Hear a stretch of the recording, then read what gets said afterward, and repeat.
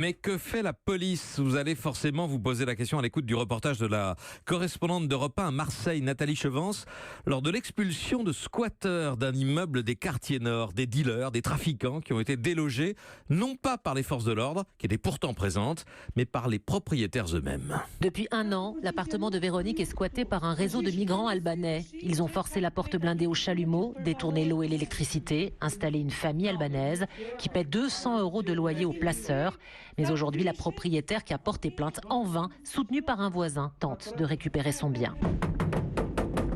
C'est moi qui suis la propriétaire. Vous n'avez pas le droit d'être ici. Ah oui. Qu'est-ce que vous faites avec l'eau là? Là, ils ont branché le tuyau directement sur l'arrivée d'eau. Vous ne pouvez pas rester ici, c'est pas possible. Un tiers des logements sont squattés, une centaine d'appartements avec des guetteurs qui surveillent.